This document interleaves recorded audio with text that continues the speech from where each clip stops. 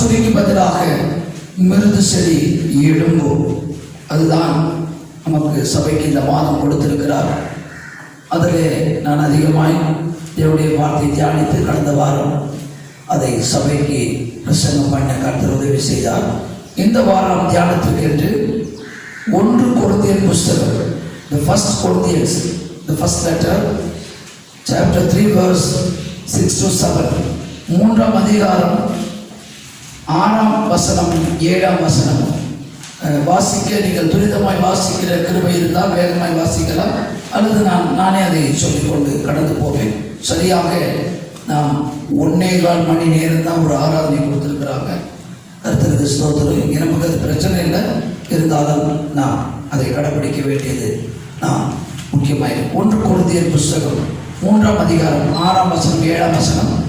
நான் நட்டேன் அப்போஸ்தலர் நீர் பாய்ச்சினார், அப்போலோ நீர் பாய்ச்சினார், தேவனே விளைய செய்தார். அடுத்து அப்படி இருக்க நடுகிறவனாலும் ஒன்றுமில்லை, நீர் பாய்ச்சுகிறவனாலும் ஒன்றுமில்லை, விளைய செய்கிற தேவனாலே எல்லாம் ஆகும். கண்களை மூடுவோம். ஆண்டவரே, இந்த வார்த்தை நீர் எங்களுக்கு ஆசீர்வதித்து தாரும். இந்த பிள்ளைகளோடு பேசும். இதை ஒரு மனுஷ சத்தமாய் அல்ல, தேவன் நம்மோடு பேசுகிறார் என்ற பயத்தோடு பக்தியோடு இதை நல்ல இருதயமாகிய பொக்கிஷத்திலே ஏற்றுக்கொள்ளுகிற அந்த பக்குவத்தை எங்களுக்கு தாரும். இயேசுவின் நாமத்தில் பிதாவே, ஆமென். நான் நட்டேன், இது மனுஷனுடைய பிரயாசம். நான் நட்டேன், இன்னொருவன் நீர் பாய்ச்சினார், ஆனால் விளைய செய்கிறவர் கர்த்தர். ஆமென் சொல்லுங்க. நான் படிக்கிறேன், எனக்கு ஃபீஸ் ஒருத்தர் கட்டுறாங்க, இதை தம்பி சொன்னாங்க, என் மகன் சொன்னார், ஆனால் ஞானத்தை தருகிறவர் கர்த்தர். ஆமென். நான் படித்தேன், இப்பொழுது நல்ல ஒரு பணிபுரிகிறேன், அரசாங்கத்திலோ அல்லது பிரைவேட்டிலோ. ஆனால் அதை நான் படித்தேன், ஞானத்தை கொடுத்தார், வேலையை கொடுத்தவர் அவர், அந்த வேலையை செய்ய பெறன் தருகிறவர் கர்த்தர். இப்படிதான் எடுத்துக்கணும். ஆமென் சொல்லுங்க. ஆக சில வேளையில நாம் என்னன்னா, நான் நான் நான் என்ற அந்த பதம் அழிய வேண்டும். எல்லாம் இயேசுவுக்கே மகிமை நாம் செலுத்த வேண்டும். ஆமென். only the glory to God. இது என்னால் வந்தது. ஊழியம் செய்கிற அப்போஸ்தலனாகிய பவுலே அந்த கொரிந்தியர் நிமித்த நீங்கள் தொடர்ந்து வாசிப்பீர்கள் என்றால் இது எங்களால் உண்டானதல்ல, இது தேவன் எங்களை ஏற்படுத்தினார். ஆமென். அந்த வேலையை கொடுத்த ஒரு கர்த்தர், அந்த வேலையில கர்த்தருக்கு முன்பாக, அந்த அரசாங்கத்திற்கு, அந்த அதிகாரிகளுக்கு முன்பாக நாம் உண்மையாய் இருக்கும் பொழுது கர்த்தர் நம்மை ஆசீர்வதித்து உயர்த்துகிறார். ஆமென். நேரத்திலே நாம் செய்கிற கடமையிலே, நாம் செய்கிற எல்லாவற்றிலும் நமக்கு நாம் உண்மையுள்ளவர்களாய் காணப்படும் பொழுது, ஏற்ற வேளையில அடங்கி இருந்து செய்யும் பொழுது நம்மை அவர் உயர்த்துகிற தேவனாய் இருக்கிறார். கர்த்தருக்கு ஸ்தோத்திரம். இரண்டாவது பார்க்கும்போது, நடுகிறவனாலும் ஒன்றுமில்லை. நல்ல கவனிக்கணும். நீர் பாய்ச்சவனாலும் ஒன்றுமில்லை. அவன் நடுறனாலும் நீங்க எல்லாம் படித்து அறிந்தவர்கள், நான் ரொம்ப விளக்க வேண்டிய அவசியம் இல்லை. ஏன்னா நான் ரொம்ப படிக்கல. பெரியவங்க சொல்லுவாங்க 4 எழுத்து படின்னு. SSLC தான் படிச்சிருக்கேன். ஆனால் பைபிள் டாக்டர்ஸ் இந்த இதில் அதிகமாய் படிக்க கர்த்தர் உதவி செய்தார். ஆமென். கர்த்தர் நல்லவர். கவனிக்கணும். இந்த விதைகள் எப்படியெல்லாம் மனுஷனால் தூவப்படுவதும் உண்டு, பறவைகள் உட்கொண்டு ஆங்காங்கே காடுகளிலே அவைகள் அதை கழிக்கும் பொழுது அது விழுந்து வளர்கிறதும் உண்டு. பிற்பாடு ஏதோ இறைகிறதுல அது வளர்கிறதும் உண்டு. கர்த்தருக்கு ஸ்தோத்திரம். ஆக விதையை முளைப்பிக்க இந்த மண்ணில் விதையை கொடுத்தவரே கர்த்தர். ஆமென். விதைக்கிறவனுக்கு விதையையும் புசிக்கிறவனுக்கு ஆகாரத்தையும் அருளுகிறவர். ஆமென். அப்போ விதைக்கிறவனுக்கு விதை கொடுக்கிறார், அந்த விதையில் அவனுக்கு ஆகாரமும் கொடுக்கிறார். அந்த ஆகாரத்தை அவன் விற்று அல்லது அதை தனக்கு சேர்த்து வைத்து அதில் பலனை அனுபவிக்கிறான். அப்போ 2 பேரால ஒண்ணுமே இல்லைன்னு இல்லை. நான் ஒன்றுமே இல்லை ஆண்டவரே, நான் ஒன்றும் கிடையாது, நான் படித்தேன், நான் ஏதோ உமக்காக காத்திருக்கிறேன், நீ ஏற்ற வேலையில் எல்லாவற்றையும் எனக்கு செய்வேன். எதனால ஒன்றும் இல்லை, தேவனாலேயே. யாரால? விளைய செய்கிற, வேலையை தந்த, படிப்பை தந்த, இந்த ஊழியத்தை தந்த தேவனாலே எல்லாம் ஆகும். கரங்களை ஒரு தலையிலே சொல்லுவோம். தேவனால எல்லாம் ஆகும். எல்லாம் பாசிபிள் அவரால் பண்ண முடியும். இம்பாசிபிள் சிலர் சொல்லுவாங்க, எல்லாம் பாசிபிள்.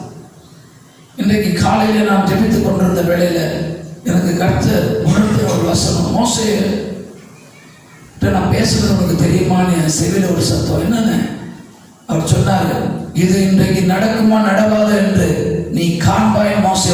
பேசுகிறார். ஆமென்.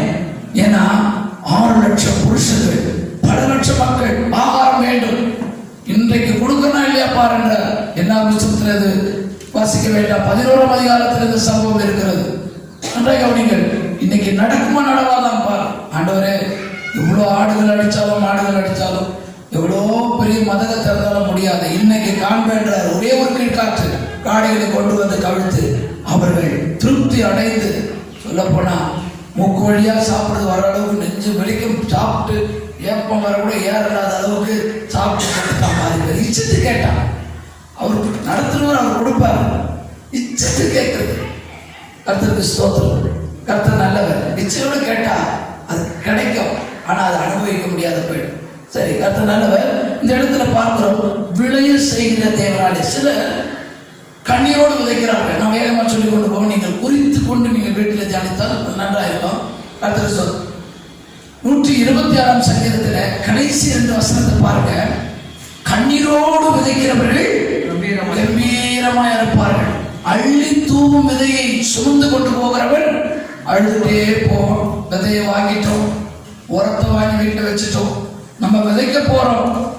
இது விளையுதோ ஏற்றால் போல மழை வருதோ வரலையோ, அவன் வேதனையோட ஒன்று லோன்ல வாங்கி லோன்ல அதை செய்யணும், விவசாயத்தை செய்யணும், கடன் வாங்கியிருப்பான். இன்றைக்கு தேசத்தில் இருக்கிற பெரிய ப்ராப்ளமே விவசாயம். அப்படித்தானா? விவசாயத்துக்காக ஒரு பெரிய போராட்டமே நடந்து கொண்டிருக்கிறது. விவசாயம் அவங்க அதை செய்யலைன்னா நாம உட்கார்ந்து சாப்பிட முடியாது. நமக்கு அதை வாங்குறதுக்குரிய பணம் இருக்குது. ஆனா அதை அவங்க செய்யலைன்னா அந்த வேலையை ஒருத்தரும் செய்ய முடியாது. பவுல் இந்த கொரிந்தியர் 2 அதிகாரங்களிலும் 2 லெட்டர்ஸ்லயும் விவசாயத்தையே மேன்மை அதிகப்படுத்தி பேசியிருக்கிறார். அப்போ கர்த்தர் சொல்லுவாங்க பாருங்க, கண்ணீரோடு விதைக்கிறவர்கள். கண்ணீரோடு விதைக்கிறது என்றால் ஜெபத்தை குறிக்கிறது. ஆமென். இந்த ஆத்துமா ரட்சிக்கப்படணும், இந்த மாணவனோடு கர்த்தர் பேசணும், என் நண்பனோடு கர்த்தர் பேசணும், என் மனைவியோடு கர்த்தர் பேசணும். கர்த்தர் நல்லவர். சில வேளையில நம்மளை கர்த்தரை ஒவ்வொருவரையும் இணைக்கிறவர் தான். கிறிஸ்தவ குடும்பங்களும் கிறிஸ்தவ அப்படியே பார்ப்பாங்க. ஆனால் சில புற மதஸ்தவனை பார்க்கும்பொழுது அவர்களுக்கு ஏற்கனவே திருமணம் ஆனால் ஒருவர் ரட்சிக்கப்படுவார்கள், ஒருவர் ரட்சிக்கப்படாமல் இருப்பார். ஆனால் இந்த வசனத்தை பாருங்க, நம்ம கண்ணீரோடு அவங்களுக்கு வசனத்தை விதைக்கும் பொழுது கம்பீரமா அவங்க கூட சபைக்கு வருவாங்க. ஆமென் சொல்லுங்க. கம்பீரமாய் புறப்பட்டு வர கர்த்தர் கருவை செய்வார். அதுதான் அப்போ அந்த கம்பீரத்தோடு வருகிற காரியங்கள். இன்னொரு இடத்துல ஆண்டவர் என்ன சொன்னார்னா, மார்க் எழுதின சுவிசேஷம் 4ஆம் அதிகாரத்தை நீங்கள் கவனிப்பீர்கள் என்றால், விதைக்கிறவன் ஒருவன் புறப்பட்டான். அப்ப விதைக்க உள்ளே இருந்து விதையை போட முடியாது, புறப்பட வேண்டும். விதைக்கிறவன் விதையை எடுத்துக்கொண்டு புறப்பட்டான்ற கர்த்தருக்கு மகிமை உண்டாகட்டும். அவன் புறப்படும் பொழுது விதைக்கிறவன் மேல எந்த தவறும் கிடையாது. அவன் விதைக்கிற நேரத்துல அருகாமையில வரப்பும் இருக்கும், கல்லு நட்டிருப்பாங்க, முள்வேலியும் போட்டிருப்பாங்க. இவன் விதைக்கும் போது நடக்கிறது என்னன்னா, 4 இடங்களிலே அந்த விதைகள் விட பார்க்கிறோம். கர்த்தருக்கு ஸ்தோத்திரம் உண்டாவதாக. 4 இடங்களிலே அந்த விதை விழுகிறது. வாசிக்க நேரம் இருக்காது. 4, 5, 6, 7, 8 ஆகிய வசனங்களை பாருங்கள். 4 நிலையிலே விதைக்கப்படுகிறது. கவனிங்கள். வழி அருகே சில விதைகள் விழுகிறது. வழி அருகே போறவங்களுக்கு நம்ம இயேசு சொல்றோம், அப்படிதானா? வழி அருகே சில விதைகள் கற்பாறையிலே அந்த விதையை தூவும் பொழுது போய் வேலிக்கல்ல கிட்ட இருக்கிற எல்லை கல் நட்டிருப்பான். என் நிலக்குள்ளதான் இந்த நிலம் அவரது அப்படி எல்லை கல்கள் நட்டிருப்பார்கள். சில வேலை கல் மண்ணெல்லாம் இந்த நிலத்திலிருந்து பண்படுத்தப்பட்ட தூசி துப்பெல்லாம் அது வரப்படத்தான் போட்டு வைப்பாங்க. அது மேலதான் அவன் நடந்து போயாகும். அங்க நமக்கு ரோடு போட்டு தர மாட்டாங்க. அவங்களுக்கு அது தெரியும், ஏன்னா அதுல நடந்து போகணும். அங்க சிலது வந்து வேலி போட்டிருப்பாங்க. பயிர்களை வந்து இரவு நேரங்களிலே குழி முசலோ அல்லது நாயோ நரி ஏதோ வந்து அந்த பயிரை நாசம் பண்ணிடக்கூடாதுன்னு வேலி அடைச்சிருக்கும். சில முள் வேலிகள்ல விழுந்துருச்சு. சில விதைகள் தான் நிலத்துக்குள்ள விழுது. ஆமென் சொல்லுங்க. அது நல்ல நிலத்து, நல்ல இருதயத்தை அது காட்டுது. வழி அருகே விதைக்கிறவங்களாம் வருவாங்க, அப்படியே கை தட்டுவாங்க. டக்குன்னு பட்சினா பறவைகள் அந்த விதையை எடுத்துக்கொண்டு போய்விடும். அந்த விதையை பட்சித்து போட்டு அவங்க வீட்டில் இருக்கிற யாரோ ஒருத்தர் தடுத்துருவாங்க. இப்போ அவ்வளோதான், அந்த விதை வசனம் எடுபட்டு போயிடும். அடுத்து கற்பாய், அங்கே திடீர்னு வளர்ந்து கல்லுங்க நடுவில் மண்ணை இருக்கும், கொஞ்சம் லேசாக வளரும், வெயில் ஏறும், அது பட்டு அப்படி விடுது. 3வது முள்ளு இடங்கள், முள்ளு நடுவில் கூட அந்த நெற்பயிரினுடைய இது பார்க்க முடியும். நெல் வந்து உள்ளுக்கு தான் விளையுது, நஞ்சை புஞ்ச நிலங்கள் இருக்குது. புஞ்சை அப்படின்னா என்னன்னா மரம் செடி கொடிகள் இந்த மாதிரி இது மாதிரி காரியங்கள், கனிகள் அறுக்கக்கூடிய காய்கள் விதைக்கக்கூடியது. நஞ்சை என்றால் அதில் விதை விதைத்து நெல் கோதுமை இந்த மாதிரியான நெல் மணிகள் விளைக்கிற இடம் நஞ்சைன்னு சொல்லுவாங்க. நிலம் வாங்குறவங்களுக்கு தெரியும், விவசாயி கவனிங்க. அப்போ இந்த நல்ல நிலத்துல விதையுது பற்றியா அதை மாத்திரம் பார்ப்போங்க. பாருங்க 20ஆம் வசனத்தை பாருங்க. 20ஆம் வசனத்தை பாருங்க. வசனத்தை கேட்டு ஏற்றுக்கொண்டு 1 30, 1 60, 1 100 பலன் கொடுக்கிறவர்கள் இவர்களே நல்ல நிலத்தில் விதைக்கப்பட்ட 3 விதத்தில் பலன் தரக்கூடியவர்கள் தான் தேவனுடைய பிள்ளைகள். 3 ஊழியத்தை சபையில வைத்திருக்கிறார். ஒரு சிலர் கொடுக்க தான் செய்வாங்க, அவங்களால ஊழியம் செய்ய முடியாது. ஜபிக்க நேரம் இருக்குது, பிசினஸ் மேன்ஸா இருப்பாங்க, இல்லைன்னா அவங்களுக்கு அலுவல்கள் அதிகமாக இருக்கும்.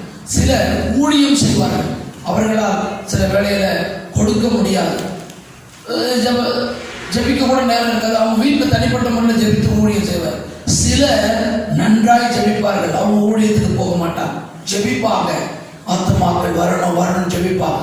இப்படி 3 ஊழியத்தை கர்த்தர் உள்ள வைத்தார். இந்த 3 ஊழியத்தை செய்கிறவர்கள் ஒவ்வொருவரும் விதைக்கிறவர்கள். ஆமென் சொல்லுங்க. இப்போ இது போதனுடைய தேவைக்கு ஊழியத்துக்கு தேவைப்பட்டாலும் இதை நம்ம விதைக்கிறோம். ஆமென் சொல்லுங்க. விதைக்கிறோம், கர்த்தர் நமக்கு அதை கொடுக்கிறார். அதே போல படியிலே போகிற ஒரு ஏழை சிறுவனுக்கோ ஏழைகளுக்கோ ஒரு படிக்க முடியாத மாணவனுக்கோ கொடுப்பது அது கர்த்தருக்கு என்று விதைப்பது. ஒரு நாள் சொன்னா என்ன மகன் சொல்லும் பொழுது சொன்னாப்புல என்ன சொல்றாப்புல, எனக்கு ஒருவர் வீஸ் கட்ட அவர் விதைத்திருக்கிறார், அதன் பலனை அவர் கொடுப்பான போய். ஆமென் சொல்லுங்க. ஏழைகளுக்கு இறங்குகிறவன் கர்த்தருக்கு லோன் கொடுக்கிறான். ஆமென் சொல்லுங்க. கடனா என்ன லோன் தானே சொல்றாங்க, கர்த்தருக்கே அவரு இஎம்ஐ மூலமா கட்டுறதுல உடனே கொடுத்துறாரு. ஆமென் சொல்லுங்க. ஆமா, இஎம்ஐ மாதிரி ஒரு மாசம் பார்த்து ஒரு 20,000 ரூபாய் எவனேஸ்வர் கொடுத்துருக்கிறாரு, அதனால நம்ம 2000 போட மாட்டாரு, 40,000 போட்டுவார். ஆமென் சொல்லுங்க. கர்த்தருக்கு கடன் கொடுக்கிறோம், ஏழைகளுக்கு கடன், முடியாதவனுக்கு, திக்கற்ற பிள்ளைகளுக்கு, விதவைகளுக்கு, அதாவது விதவைகளுக்கு, முதியவர்களுக்கு உதவுகிறவர்கள், விதைக்கிறவர்கள். விதை என்று சொல்லும் பொழுது ஊழியத்தையும் குறிக்கும், தேவனுடைய பிள்ளைகள் சபையிலே காணப்படுகிற ஊழியங்களை குறிக்கும். நம்ம செய்கிற வேலைகளிலும் நம்ம என்ன செய்யறோம், நேரத்தை அடுத்தது கர்த்தர் என்ன சொல்றாருன்னா, அழிவுள்ளதா இது விதைக்கப்படும், அழிவில்லாததா எடுத்திருக்கும். ஆமென் சொல்லுங்க. இப்போ நான் இறந்து போறேன்னு வச்சுங்க, என்னை கொண்டு போய் 2 நாள் வைப்பாங்க சொந்தக்காரர், 3ஆம் நாள்ல விதைக்கிறது. அந்த இடத்துல வர பெரிய பாஸ்டர் சொல்லுவார், இவனை மண்ணுக்கு மண்ணாக பொழுதுக்கு பொழுதாக சாம்பலுக்கு சாம்பலாக விதைச்சிட்டு போறோம். ஏன்னா இயேசுநாதர் வருகையில அந்த விதை எழுப்பும். அப்ப விளைய செய்கிற தேவனால எல்லாம் ஆகும்னா இதுல ப்ரொவைட்ஸ் எல்லாமே அடங்கிடுது. இதுல எழுப்புதல் காரியங்கள், இதுல கர்த்தர் உயிரோடு எழுப்புகிற காரியங்கள் எல்லாமே அடங்குது. இனிதான் நான் செய்து கொண்டு வருகிறேன். கவனிங்கள். இப்போ விதைச்சிட்ட ஐயா, எவ்வளோ சொல்லி பார்த்துட்டேன், முடியல. வாசிங்க ஒரு வசனத்தை, நீதிமொழிகள் 13:12 வாசிங்க. நம்ம காத்திருக்கணும்ன்றாரு. ஒரு வேலை தான் காத்திருக்கணும், உடனே வேலை கிடைச்சிடாது. நீ படிச்சு முடிச்சுட்ட, வேலையை கர்த்தர் ஆயத்தப்படுத்தணும். அதனால ஃபைனல் இயர் வர்றதுக்கு முன்னாலே ஜெபிக்க ஆரம்பிக்கணும். இந்த படிப்புக்குரிய வேலையை தாங்க வாசிங்க. நெடுங்காலமா அந்த இயர்ஸ் சொல்லப்படல, காலம்ன்றது நேரத்தை குறிக்குது, வருஷத்தை குறிக்குது. நீண்ட காலமாய் நெடுங்காலமாய் காத்திருக்குதல் இருதயத்தை இணைக்க பண்ணிடுது. விரும்பினது வரும்பொழுதோ அது தேவதாரு விருட்சம் போல, அது பாய்மர விருட்சம் போல, அது பச்சையான விருட்சம் போல கர்த்தர் எழுப்ப பண்ணிடுவார். ஆமென் சொல்லுங்க. நெடுங்காலமா காத்திருக்கிற சில பிள்ளைக்காக காத்திருக்கள் உண்டு, வேலைக்காக காத்திருக்கள் உண்டு, ப்ரமோஷன்களுக்காக காத்திருக்கள் உண்டு, சுகத்துக்காக காத்திருக்கள் உண்டு, பணத்துக்காக காத்திருக்கள் உண்டு. எல்லாவற்றுக்காக நம்ம காத்திருக்கிறோம். இந்த சுகம் எனக்கு கிடைக்காதா, இது எவ்வளவு நாள் தான் என் சரீரத்தில் இந்த வியாதி என்னை ஒடுக்கும், ஏன் இப்படி இருக்குது, இந்த வியாதியாகி இந்த முள்ளை கர்த்தர் எடுத்து போட மாட்டாரா? அந்த முள்ளை எடுத்து போட அவரால் முடியும். 3 தரம் வேண்டிக் கொண்ட பவுலுக்கு கர்த்தர் என் கிருபை உனக்கு போதும் சுகம் தந்தார். ஆமென். கர்த்தர் நல்லவர். ஆக நெடுங்காலமாய் நம்ம வெயிட் பண்றது என்னது, ஒண்ணுமே இல்லாம போல இருக்கும். என்ன மாப்பிள்ளை காத்திருக்கிறீங்க, நீங்க எல்லாம் குறுக்கு வழியில உடனே போகணும். அதை ஒரு காலத்துல புரோக்கர் நாங்க இன்றைக்கு மேட்ரிமோனின்னு ஆரம்பிச்சிட்டாங்க. கிறிஸ்டியன் மேட்ரிமோனி, இஸ்லாம் மேட்ரிமோனி, இந்து மேட்ரிமோனி எல்லாம் ஆரம்பிச்சிட்டாங்க. அங்க போறோம், அதுல போய் தேவ சித்தத்தை அறிய முடியாது. ஆமென். ஒருவேளை அவர்கள் ஜெபத்தோடு செய்வதாக இருந்தால் நல்ல துணை ஏற்படுத்த முடியும். காத்திருக்குது, காத்திரு. நான் அடிக்கடி இங்க சபையில ஜனங்கள்ல ஒரு காலத்துல எல்லாம் டிரான்ஸ்ல போயிட்டாங்க.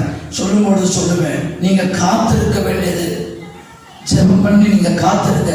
ஏற்ற வேளையில ஆகாரத்தை தருகிறவர், ஏற்ற வேளையில உயர்த்துகிறவர், ஏற்ற வேளையில ஒரு நல்ல துணையை தருவார். ஆமென் சொல்லுங்க. ஆதாம படைச்சிட்டு தனியா விட்டாரு, அவரே தனியா விடக்கூடாது. ஏவாள உடனே அவன் இடுப்புல இருந்து உண்டாயிடும். நான் பாருங்கன்னா எனக்கு 3 வருஷம் தள்ளி ஒரு பெண்ணை கருத்து பிறக்க வச்சுட்டார். ஆமென். அவ்வளவுதான் வித்தியாசம். ஒரு மனிதனுக்கு இன்னது தேவை என்பதை அவர் அறிந்தவர். ஆகையால் காத்திருக்குதல். ஒர்க் பண்ணணுமா, ஊழியமா, என்ன செய்யலாம்? ஒருவேளை ஒர்க்கு கிடைக்கலன்னா ஊழியம் செய்யலாம், இல்லை ஒர்க்கு கிடைச்சிட்டா பகுதி நேரம் ஊழியம் செய்யலாம். அப்படி அல்ல. தேவன் உன்னை குறித்து என்ன சித்தம் வைத்திருக்கிறாரோ அந்த நேரத்துல நீ வேண்டாம்னு சொன்னாலும் அந்த இடத்துல கொண்டு போய் விட்டுருவார். ஆமென் சொல்லுங்க. அதுதான் கர்த்தர். யோனாவால் முடியாத நம்ம யோனா வச்சுதான் உங்களை கொண்டுதான் உங்க டிபார்ட்மெண்ட்ல அல்லது உங்களுடைய வீட்டுல உங்களை கொண்டுதான் இந்த ஊர்ல எதையோ செய்ய முடியும்னு ஒரு திட்டம் இருந்தா அதை உங்களை கொண்டுதான் செய்வார். ஆமென் சொல்லுங்க. வேறையாவது அந்த இடத்துல கொண்டு வர மாட்டார். அதுதான் முக்கியம். உங்களை கொண்டு அவர் செய்ய நினைச்சிட்டா ஒரு மனுஷனும் தடுக்க முடியாது. அந்த தடைகளை உடைக்கிறவர் அவர் என்ன செய்வார்? அதை செய்து முடிப்பார். 2 நபர்களை சொல்லி நான் முடிச்சிடறேன். ரூத் எழுதின சரித்திரம், ரூத்தின் புஸ்தகம். ரூத் எழுதின சரித்திரத்துல 4 சாப்டரை சுருக்கமா உங்களுக்கு விளக்கம் பாருங்க. The 4 chapters in the history books. நல்ல கவனிங்க. ரூத்தின் சரித்திரம் அது எழுதப்பட்டிருக்கும். அதுல முதல் அதிகாரத்தின் தலைப்பு என்ன தெரியுமா? Weeping chapter. நீங்க வேணா அந்த அதிகாரத்து மேல எழுதி வச்சுங்க. வீப்பிங் சாப்டர், கண்ணீரின் அதிகாரம். கண்ணீரோடு அவங்க ஆரம்பிக்கிறாங்க. Next chapter, second chapter, the working chapter. வேலை செய்ய ஆரம்பிக்கிறாங்க வயல்ல. நான் பிற்பாடு விளக்குறேன். மூன்றாவது, த தேர்ட் சாப்டர், 3ஆம் அதிகாரம், த வெயிட்டிங் சாப்டர். வெயிட் பண்றாங்க ஆசீர்வாதத்துக்காக.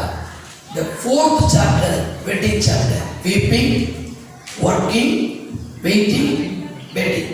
நல்லா கவனிக்கணும். இவர்களாக அந்த பஞ்சத்தை தெரிந்து கொண்டார். இவர்கள் மோவாப் தேசத்துக்கு போகக்கூடாது. நகோமியும் அவனுடைய குமாரர் இருவரும் கணவனும் அவங்களா சூஸ் பண்ணிட்டு போயிட்டாங்க. போனா அந்த மோவாப் தேசம் விக்கிரகங்களால் நிறையப்பட்ட ஒரு பட்டணம். அந்த இடத்துல இருந்தபடினால் அந்த நகோமி புருஷனை இழந்தால் பிள்ளைகளையும் இழந்தார். அந்த இடத்துல இருந்தாலும் தன் 2 மருமகளையும் போட சொல்லிடுறார். ஷார்ட் அண்ட் ஸ்வீட்டா சொல்லி உங்களுக்கு இந்த சரித்திரம் தெரிந்தது. ஒருத்தி பேர் ஒருத்தி பேர் அவருடைய 2 பையனுக்கு மக்களும் கிளியோ நல்லா கவனிங்க.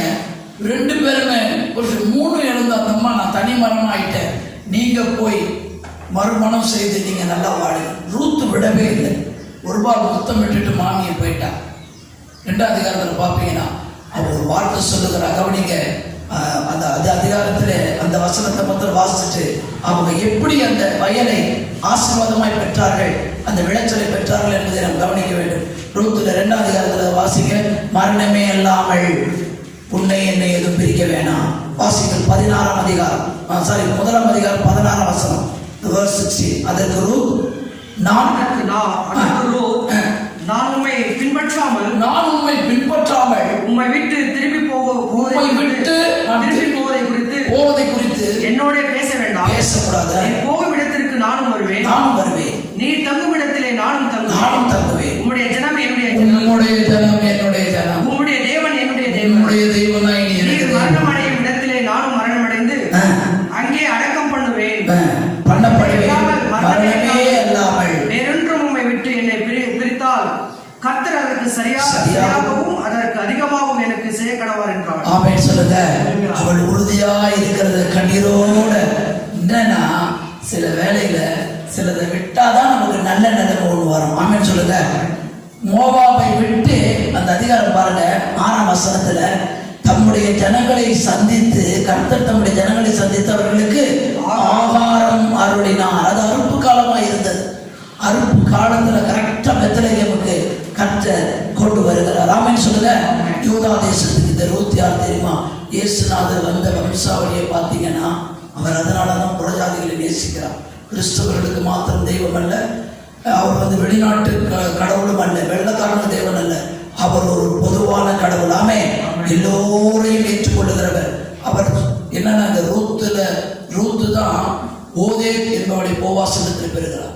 அந்த ஓதே ஈசாயை பெறுகிறார். அந்த ஈசாய் தாவீதை பெறுகிறான். தாவீதின் சந்ததியில இயேசு வந்தார். ஆமென் சொல்லுங்க. அப்ப இவங்க கண்ணீரோட வந்ததுமே பெத்லகேம் அந்த வந்துடுறார். அங்க வந்தா வேலைக்கு போறான். அந்த வயல்ல பொறுக்கும்படியாக தான் போகிறாள். விதையிலிருந்து வந்த ஆகாரத்தை அந்த வயலிலே பொறுக்கி கொண்டிருக்கும் பொழுது, இன்றைக்கு நீ காத்திரு, பொறுத்திரு. 3rd chapter waiting chapter wait பண்றா. பொறுக்க வந்தவளை வயலுக்கே சொந்தக்காரியாக்கிட்டார். ஆமென் சொல்லுங்க. அதுதான் விளைய செய்கிற தேவனாலே எல்லாமாகும். அவன் ஒரு பெரிய பணக்காரன். என்னுடைய இனத்தான் அவன். நகோமி சொல்றாங்க, அவன் ஒரு எனக்கு பெண் பிள்ளை பிறந்திருந்தா அவன் தான் கட்டி இருக்கணும், வரம் ஆமாமன். ஆனால் நீ அவனுக்கு வாழ்க்கைப்படு. அவன் ரொம்ப இம்பார்ட்டன்ட் பர்சன். அசுத்தம் கிடையாது. நல்ல ஒரு பிற வாழ்விடத்துல போகாம அவனை அவள் தேர்ந்தெடுத்து கற்றுக் கொடுத்தபடினா போவாஸ் ரூத்தை ஏற்றுக்கொண்டு அவர்கள் மனம் முடித்து அந்த வயலுக்கே அவள் சொந்தக்காரி ஆயிட்டான். ஆமென் சொல்லுங்க. வயலுக்கு எப்படி போனா? பொறுக்கிறது போல போனா. ஒருவேளை உங்களுடைய வேலைகளிலோ உங்களுடைய படிப்பிலோ நம்முடைய ஊழியத்திலோ சில வேளையில் அந்த மாதிரியான சூழ்நிலை, என் படிப்பு கேட்ட என்னுடைய இது கேட்ட சன்மானமே இல்லை, அது என்னன்னு தெரியல, அந்த பர்சன்டேஜ் இன்னும் ரொம்ப குறைவா இருக்குது. கர்த்தர் இந்த காலவெளியில் சொல்லுகிறார். நல்ல கவனிங்கள். அது 1:30, 1:60, 100 கர்த்தர் மாற்ற முடியும். ஆமென் சொல்லுங்க. அரசாங்கத்தில் இருக்கிறவங்க அமைதியா இருக்கலாம், யாருமே கண்டுகொள்ளாம இருக்கலாம். உங்களை காண்கிற ஒரு தேவன் உங்களுடைய உழைப்புக்கு தகுந்த ஊதியத்தை அவர் பெருக பண்ண வல்லவராயிருக்கிறார். நீதியின் விளைச்சலை அவர் பெருக பண்ணுவார் என்று 2 கொரிந்தியர் 9ஆம் அதிகாரத்திலே எழுதப்பட்டிருக்கிறது. கவனிங்கள். கர்த்தருக்கு ஸ்தோத்திரம். அடுத்தபடியாக இந்த விதைகள் நாம் அனுபவிக்கிறோம்னா 2 காரியம் சொல்லி நான் முடிக்க போறேன். ஆதியாகமத்தின் புஸ்தகம் 26. இவர் கண்ணீரோட விதைக்கிற, இவர் பஞ்சத்தில் அடிபட்டு விதைக்கிறார். பஞ்சம். அவங்க அப்பா காலத்திலும் பஞ்சம் இருந்துச்சு, ஆபிரகாம் நாட்கள்ல. இவர் காலத்திலும் பஞ்சம் இருந்துச்சு. 12-13 வாசி. 26 chapter 26 verse 13 and 14. அவன் ஐஸ்வர்யவாகி இல்ல மேல இருந்து வாசிக்க 12ல இருந்து. ஈசாக்கு அந்த தேசத்திலே விதை விதைத்தான். அந்த தேசத்திலே விதை விதைத்தான். கர்த்தர் அவனை ஆசீர்வதித்ததினால் அந்த வருஷத்தில் 100 மடங்கு பலன் கிடைத்தது. அவன் ஐஸ்வர்யனாகி, அவன் பெரிய பணக்காரனாகி, வர வர விருத்தி அடைந்து இன்னும் பெரிய பணக்காரனாகி, மகா பெரியவனானான். எல்லாரும் பெரியவன். நாம சொல்லுங்க. ஆபிரகாம் நாட்கள்ல பஞ்சம் இருந்தது. பஞ்சத்துல விதைக்கலாமா? விதைக்கலாம். ஆமென் சொல்லுங்க. விதைக்கலாம் பஞ்ச காலத்துல. ஆனா அவன் செய்த காரியத்தை பார்க்கணும். அந்த பஞ்சத்துல இவங்களை போல இடம் சூழ்நிலையை மாத்திக்கிட்ட இடத்த மாத்தல. சில நேரத்துல நமக்கு டிரான்ஸ்ஃபர் வந்துட்டா அங்க போனா நல்லா இருக்குமோ, இங்க போனா நல்லா இருக்குமா, அங்க வந்தா நம்ம இடம் இல்ல, இருக்கிற இடத்தை கர்த்தர் கொடுத்த இடமா இருந்தா அவர் ஆசீர்வதிக்க போதுமான. கொடுத்த வேலை கர்த்தருடையதா இருந்தா அவர் ஆசீர்வதிக்க, கொடுத்த படிப்பு கர்த்தர் கொடுத்ததா இருந்தா அவர், அது கொடுத்த குடும்பம் கர்த்தருடையதா இருந்தா அந்த குடும்பத்தை, கொடுத்த பிள்ளைகள் கர்த்தர் கொடுத்தது இருந்தா அந்த பிள்ளைகளை கர்த்தர் ஆசீர்வதிப்பார். ஆமென். கர்த்தர் நல்லவர். அவன் அந்த விதைகளை கர்த்தர் ஆசீர்வதிக்கணும். அவன் கையின் பிரயாசத்தை 128ஆம் சங்கீதம் கல்யாணங்கள்ல வாசிப்பாங்க. நீங்க கிறிஸ்தவ திருமணங்களுக்கு போயிருப்பீங்க. எப்படி தொடங்குது? அந்த கர்த்தருக்கு பயந்து அவர் வழிகளில் நடக்கிறவனோ அவன் சீமான், அவன் பாக்கியவான். அதாவது அவரை அழகா எழுதி வச்சிருக்கிறார். உன் கையில் பிரயாசத்தை சாப்பிடுவேன். மாமியார் வீட்டில் போய் சாப்பிடுவேன், மாமனார் வீட்டில் போய் சாப்பிடுவேன், மச்சான் வீட்டில் போய் சாப்பிடுவேன், ஒன்று விட்ட சித்தப்பா வீட்டில் போய் சாப்பிடுறது உன் கையின் பிரயாசம். அப்போ நம்முடைய கையின் பிரயாசம்னா என்ன? நாம் ஒருவேளை விவசாயம் இல்லாமல் இருக்கலாம், நாம் நல்ல பணிபுரியலாம், நம்ம படிப்பதற்குரிய வேலைகள் நம்ம செய்யலாம், ஊழியத்தை செய்யலாம், கர்த்தருக்கு இல்லது வேலைக்கு காத்திருக்கலாம். கவனிங்க, நம் கைகளின் பிரயாசத்தை நாம் சாப்பிடும்படி கர்த்தர் ஆசீர்வதிப்பார். ஆமென். இப்போ இயேசுநாதர் இதை தீர்க்க தரிசனமா சொன்னார். சீக்கிரமா வாசிக்கிறோமா? 2 வசனம் தான் முடிக்க வரும். கவனிங்க. யோவான் எழுதின சுவிசேஷம் 4ஆம் அதிகாரத்தை எடுத்துக்கொள்ளுங்கள். ஒரு சமாரிய ஸ்திரியை தான் சந்திக்கிறாரு, ஒருத்தியை தான் சந்திச்சாரு, அந்த ஊரே மாத்தினாரு. ஆனா அதுக்கு பிறகு அவரு தன் பிள்ளைகள் தம் சீஷர்களோட பேசின சில வார்த்தைகளை பார்ப்போம். 4ஆம் அதிகாரம், யோவான் 4ஆம் அதிகாரம் 38ஆம் வசனம். நீங்கள் பிரயாசப்பட்டு பயிரிடாததை நான் உங்களை அனுப்பினேன். மற்றவர்கள் பிரயாசப்பட்டார்கள். அவர்களுடைய உங்களுடைய பிரயாசத்தின் பலனை நீங்கள் பெற்றீர்கள் என்றார். சார் இங்கிலீஷ் மீடியம், இங்கிலீஷ்ல வளர்ந்தாரு அப்படின்னு கவனிங்க. தமிழ் நல்லா வாசிக்கிறேன், கருத்து ஸ்தோத்திரிக்கிறேன். கவனிங்கள், மற்றவர்கள் பிரயாசப்பட்டார். இது என்னுடைய பிரயாசம் கிடையாது. என்ன போன்னு சொன்னார், இந்த ஊருக்கு போன்னு சொன்னார். அவர் அனுப்புறார். எதுக்கு? அறுவடைக்கு. நீ போய் நீ விதைச்சு, நீ அழுது விதைச்சு, நீ பஞ்சத்துல விதைச்சு, நீ பல வருஷம் காத்திருந்து தான் குடும்பத்தை நடத்தணும் ஊழியத்தை இருக்க ஆண்டவர் அனுப்பல. இந்த எவ்வளோ ஊர் இருக்குது, இந்த ஊர்ல நம்மளை வேலையை வச்சிருக்கிறார், இந்த ஊர்ல நம்மளை வேலைக்கு ஊழியத்தை கொடுத்திருக்கிறார், இந்த ஊர்ல நமக்கு படிப்பு கொடுத்திருக்கிறார் அப்படின்னா அவர் இந்த ஒரு நோக்கத்தை வச்சிருப்பார். ஆமென் சொல்லுங்க. ஆமா, யோசேப்ப அவர் முன்னமே ஏன் அங்க அனுப்புறாரு எகிப்துக்கு? இங்க ஒரு பஞ்சம் வரும், அங்க போய் அவன் விளைச்சல்ல பெரிய பலனை அவன் போய் விதைக்கல, ஒண்ணுமே பண்ணல. பார்வோன் வீட்டு நிலம், அவன் பயங்கர செல்வங்க, அவனுக்கு இவன் ஜனாதிபதி, அதாவது பிரதமர் மாதிரி. அவன் ஜனாதிபதி, இவன் பிரதமர் மாதிரி உட்கார்ந்து இருக்கிறான். போய் உட்கார்ந்துட்டு அவன் தகப்ப, அவன் தாய், அவன் சகோதரன் தள்ளினவன், பேசினவன், வெட்கப்படுத்தினவன், கொலை பண்ணிட்டுன்னு சொன்னவன், சட்டையை கழிச்சு பங்கு போட்டவன் எல்லாம் வந்து யோசேப்பு கிட்ட அந்த விளைச்சலின் பலனுக்காக நிற்கிறார்கள். ஆமென். அதுபோல கர்த்தர் நமக்கு கொடுத்த இடத்துல கர்த்தர் நம்ம உயர்த்த முடியும். சந்தேகப்படாதீங்க, கடவுளை விசுவாசிங்க. என்ன சொல்றாரு? நீங்கள் பிரயாசப்பட்டு பயிரிடாததை அறுக்க நான் உங்களை அனுப்பினேன். உங்களுக்காக படித்த பிள்ளைகள் கூட அதான் சொல்லுவோம், உனக்காக ஒரு கம்பெனியே கர்த்தர் அந்த இடத்துக்கு கொண்டு வர முடியும். ஆமென். ஒரு கம்பெனி அங்க கொண்டு வந்து உனக்கு அந்த வேலையை தர அவர் ஆயத்தம் பண்ணி கொண்டிருப்பார். நீ காத்து. சிறுக விதைச்சா நீ சிறுக இருப்ப, பெருக விதைத்தால் பெருக இருப்பார். காத்திருக்கும் பொழுது கர்த்தர் பலனை தருகிறவராக இருக்கிறார். கடைசியாக யோவேல் தீர்க்க தரிசன புஸ்தகம் முடிக்க போறோம், ஜெபம் பண்ண போகிறோம். யோவேல் தீர்க்க தரிசன புஸ்தகம் 2ஆம் அதிகாரம் 22ஆம் 23ஆம் இல்லை அந்த ஒரே ஒரு வசனத்தோட வாசிங்க. யோவேல் தீர்க்க தரிசன புஸ்தகம் 2ஆம் அதிகாரம். பட்சித்த வருஷத்தின் விளைவை 25 வாசிங்க. நான் உங்களிடத்தில் அனுப்பின என் பெரிய சேனையாகிய வெட்டுக்கிளிகளும் பச்சை கிளிகளும் முசுக்கட்டை பூச்சிகளும் பச்சை புழுக்களும் பச்சித்து வருஷங்களின் விளைவை திரும்ப அளிப்பேன். ஆமென் சொல்லுங்க. இது என்ன தெரியுமா? ஏற்கனவே சொன்னேன் இல்லையா? வெட்டுக்கிளி வந்துச்சா, பயிரெல்லாம் நாசம் பண்ணிட்டு போச்சு. நம்ம நியூஸ்ல பார்த்துருப்போம். பூச்சி, முசுக்கொட்டை பூச்சி இருந்துச்சு. அடுத்து என்ன சொல்ற? பச்சை கிளி. இந்த நெல் குடலில் பார்த்தா மேலே நிறைய பச்சைக்கிளி, காலையில் வந்தீங்கன்னா பார்க்கலாம், இப்போ இருக்குதுன்னு தெரியும். புறாக்கள் இருக்கும். இப்படி பட்சிகள் என்ன பறவைகள். வெட்டுக்கிளி அப்படியே கொஞ்ச நேரத்தில் ஒரு குறிச்சு போட்டுரும். கர்த்தருக்கு ஸ்தோத்திரம். வெட்டுக்கிளிகள் எல்லாம் காலி பண்ணிட்டு சொல்லும். விதைய பயப்படாத, அது எந்த நீ விதைச்ச அத்தனையும் நான் உனக்கு திரும்ப தரேன்றார். ஆமென்.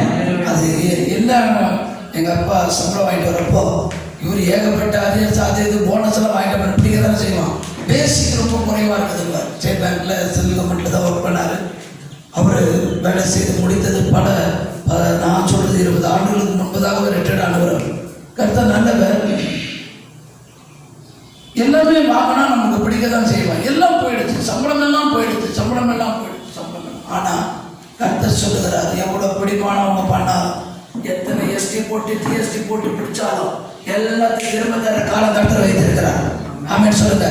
நிறைய டீச்சர்ஸ் என்கிட்ட விண்ணப்பங்களா சொன்னாங்க. கவர்மெண்ட் டீச்சர்ஸ், எங்க சம்பளங்கள் எல்லாம் பிடிச்சிட்டான், எங்க சம்பளங்கள் எல்லாம் பிடிக்கிறான், இந்த சம்பளங்கள் எல்லாம் வஞ்சிக்கிறான். அந்த வஞ்சிக்கிற நபர்களை ஒண்ணு மாத்தணும் முடிஞ்சிடும் நினைக்க கூடாது. அதே நபரை கொண்டு உங்க கையில கொடுக்க வைப்பார். ஆமென். அதான் கர்த்தர். நம்ம எப்படி நினைக்கிறோம்? இவன் போனா அடுத்தவன் வந்தா அவனோட மோசமா இருந்தா நம்ம நினைப்பு ஒரு பக்கம் இருக்கு. ஆனால் நம்மை குறித்து நினைவுகள் கர்த்தருக்கு பெரியது. ஆமென். எவன் பிடிச்சாலும் அவனே இந்தாடி எடுத்துக்கொண்டு அள்ளி கொடுக்கிற அளவுக்கு கர்த்தர் செய்ய முடியும். பட்சித்த வருஷத்தின் விளைவை உங்களுக்கு கர்த்தர் திரும்ப தருவான். நிறைய பேர் பென்ஷனை இழந்திருக்கிறான், நிறைய பேர் ப்ராவிடன்ட் ஃபண்ட்ஸ் இழந்திருக்கிறான், நிறைய பேர் எல்லாமே இழந்து தெருவுக்கு வர வேண்டிய நிலையில் இன்றைக்கு ஜனங்கள் இருக்கிறார்கள். ஜெபிக்க வேண்டும். ஜெபிக்கும் பொழுது அவங்க தான் சொல்றாரு. யோவேல் திருநீங்க வீட்டில் போய் வாசித்து பாருங்க. ஆசாரியர்களோடு தேவ ஜனங்கள், தேவ மக்கள் கூடி அழுது புலம்பி ஜெபிக்கணும். ஆசாரியர்கள் புலம்புறாங்க எழுதி வச்சிருக்கிறார். அவங்க மனம் திரும்புறது எப்படி தெரியுமா? தான் வஸ்திரங்களே அல்ல, இருதயங்களை கிழித்த இடத்துல திரும்பும் பொழுது அவர் நம் பக்கமாய் திரும்புகிறார். அவர் பக்கமா நம்ம தேவைக்காக இல்லை, பிறருடைய எல்லா தேவைகளுக்காக. நம்மளுக்குன்னு ஒரு யூனியன் இருக்கலாம், நமக்குன்னு ஒரு போராடுற கம்யூனிஸ்ட் எல்லாம் இருக்கலாம். ஆனா போராட்டத்தினால முடியாதது முழங்காலால முடியும். ஆமென் சொல்லுங்க. முழங்கால ஊண்டி ஒரு தேவ பிள்ளை ஜெபிப்பார்கள் என்றால் கர்த்தர் அதை செய்து முடிக்க வல்லவர். கர்த்தருக்கு ஸ்தோத்திரம். நடந்த ஒரு சம்பவத்தை சொல்லிட்டு நான் முடிச்சிடுறேன்.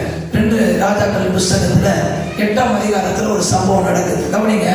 இந்த ஸ்திரீயானவள் எலிசா மூலமா அற்புதம் பெற்றவள். பிள்ளை இல்லாதிருந்தால் ஜெபித்தார் எலிசா, பிள்ளை கிடைத்தது. நல்லா கவனிக்க வேண்டும். அந்த பிள்ளை ஒரு நாள் செத்தது. அந்த வயல்ல அவங்க அப்பா வேலை செய்துட்டு இருக்கும்பொழுது அந்த பிள்ளை செத்தது. மறுபடியும் அவன் என்ன செய்துட்டான்னா, கர்த்தருக்கு ஸ்தோத்திரம், உயிரோட எழுப்பிட்டார். கவனிக்கணும். அந்த இடத்துல அவன் வரா. கவனிங்க. பஞ்சத்தினால வெளியூருக்கு போயிட்டான். நிலங்கள்லாம் இருக்குது அவளுக்கு. வெளியூருக்கு போயிட்டு திரும்ப வர பார்த்தா நிலத்தை காணும், ஒண்ணுத்தையும் காணும். ராஜா கிட்ட போறா முறையிட. என்ன சொல்றேன்னா, ராஜாவே, நான் இப்படி வெளியூருக்கு போயிட்டேன். நான் 7 வருஷம் கழிச்சு வந்திருக்கிறேன். என் நிலத்தை காணும், என் விளைச்சல்லாம் இருக்குது, அது எனக்கு திரும்பி தரணும்னு அவ சொல்றா. கவனிங்க. அந்த இடத்துல ஒரு முறையிடுறான். முதல் 3 வசனங்கள் அவள் போனது, அவள் திரும்ப வந்தது. தீர்க்கதரிசியின் வார்த்தையை கேட்ட வெளியூர் போனான். இந்த ஊர்ல இருக்காத, பஞ்சத்துல செத்துருவ, நீ பிள்ளையும் வேலை போயிடுங்க. அப்புறம் தீர்க்கதரிசி டிரான்ஸ்ஃபர் போயிட்டாரு. ஆனா இவ வரா. அந்த ஊருக்கு திரும்பி வரும்பொழுது அந்த ராஜாவிடத்துல முறையிடுகிறாள். அந்த முறையிடுகிற மாத்திரம் 3ஆம் வசனம் வாசி. 7 வருஷம் சென்ற பின்பு அவள் பெலிஸ்தரின் தேசத்தை விட்டு திரும்பி வந்து தன் வீட்டுக்காகவும் தன் வயலுக்காகவும் ராஜாவிடத்தில் முறையிடும்படி போனாள். இது ஆவிக்குரிய அர்த்தத்தில் கொண்டு வாங்க. ஊழியம் என்பது இந்த ஃபீல்டு, மிஷன் ஃபீல்டு ஒர்க்னு சொல்லுவாங்க. ஆமே, மிஷன் ஃபீல்டு ஒர்க்னா ஊழியத்தையும் குறிக்குது. வயல்லாம் உலக பிரகாரமான உணவுக்காக ஆசீர்வாதத்தை குறிக்குது, பசுமையை குறிக்குது. இது எல்லாவற்றையும் இழந்துட்டா, முறையிடுகிறாள். அந்த நேரத்துல பாருங்க, ராஜாவுக்கு ஒரு சந்தேகம் வந்து, எலிசா இருந்தா இல்லையா, ஒரு ஊழியக்காரன், அவன் காலத்தில் நடந்த அற்புதம், இவன் கரெக்டா பர்டிகுலரா பர்ஃபெக்டா இந்த லேடிக்கு நடந்த அற்புதத்தை சொல்லிட்டு இருக்கும்போது உள்ள வாரம். ஆமென் சொல்லுங்க. அதான் கர்த்தர் இவனை குறித்து எலிசா மூலமா பெற்ற ஆசீர்வாதங்கள் எல்லாம், அற்புதங்கள் எல்லாம் சொல்லிட்டு இருக்கிறப்ப உள்ள வரும்பொழுது அங்க பாருங்க, 5ஆம் வசனத்தின் கடைசி பகுதி, ராஜாவாகிய ஆண்டவனே, இவள் தான் அந்த பெண். ஆமென் சொல்லுங்க. சரியா இருக்குதா? இவ முறையிடும்படி போறா. முறையிடுறதுக்கு முன்னமே கர்த்தர் அவள் தேவை அறிந்திருக்கிறார். நீங்கள் வேண்டிக் கொள்வதற்கு முன்னமே உங்கள் தேவை என்னது என்று கர்த்தர் அறிவார். ஆமென் சொல்லுங்க. மத்திய 6 எழுதப்பட்டிருக்கிறார். ஏன் சொல்றேன்னா, இவங்க எல்லாவற்றையும் இழந்து பட்சித்த வருஷத்தின் விளைவு போச்சு. இந்த ஒரு பிள்ளையை நான் எப்படி வளர்க்க போறோம்? ஏன்னா அவன் விடவாயிட்ட. கவனிங்க. அவன் வரும்பொழுது கர்த்தர் சொல்லுகிறா, கர்த்தருக்கு ஸ்தோத்திரம். அங்க ராஜாவோட அந்த அற்புதங்களை விவரித்து சொல்லும் பொழுது அந்த இடத்துல அவள் வந்ததுமே ராஜா கட்டளை எல்லாம் பாருங்க, வாசித்து ஜெபம் பண்ண போகிற 6ஆம் வசனத்தை வாசிக்க. ராஜா அந்த ஸ்திரியை